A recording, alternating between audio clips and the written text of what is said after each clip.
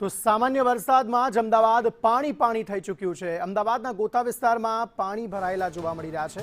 સામાન્ય વરસાદમાં મનપા pre monsoon પ્લાનના ધજાગરા ઉડી રહ્યા છે। રણછોડનગરના રોડ પર પાણી ભરાયેલા જોવા મળી રહ્યા છે। પાણી ભરાતા એક બાજુનો આખો માર્ગ બંધ થઈ ગયો।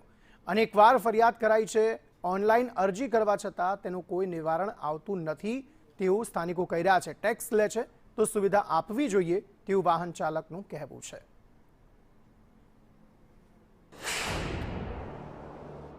મારી ઓફિસ આ વિસ્તારમાં આવેલી છે અને પહેલા જ વરસાદમાં અમારે ઘરે જવામાં મુશ્કેલી પડેલી અને દરેક જગ્યાએ પાણી ભરી જવાને કારણે વાહનો પણ ઘણીવાર પડ્યા છે અને અથડાયા છે। હા, અમે ઓનલાઈન ફરિયાદ કરેલી છે, મ્યુનિસિપાલિટીમાં પણ રજૂઆતો કરેલી છે પોર્ટલ મારફતે, પરંતુ હજુ સુધી નિરાકરણ નથી આવેલું। ટેક્સ આવી સુવિધાઓ માટે ભરવામાં આવે છે અને મ્યુનિસિપાલિટીએ તથા સત્તા અધિકારીઓએ આ નાણાંનો સારી રીતે ઉપયોગ થાય અને લોકોને અસુવિધા ન પડે એ માટેની પૂરી વ્યવસ્થા કરવી જોઈએ, હું સ્પષ્ટપણે માનું છું। અમદાવાદ શહેરમાં ચોમાસાની શરૂઆત થઈ ગઈ છે અને મેઘરાજાનું આગમન થઈ ગયું છે। હવે શહેરના રસ્તાઓ ઉપર જો તમારે પસાર થવું હોય તો તમારે તમારા જોખમે પસાર થવું એ પ્રકારની સ્થિતિ છે તે શહેરના અનેક વિસ્તારમાં જોવા મળી રહી છે। આજે દ્રશ્યો દેખાઈ રહ્યા છે ગોતાના રણછોડનગર વિસ્તારના દ્રશ્યો છે કે જ્યાં પાણી ભરાઈ જવાના કારણે એક તરફનો માર્ગ જે છે તે બંધ થઈ ગયો છે અને લોકો અહીંથી પસાર થવાનું ટાળી રહ્યા છે।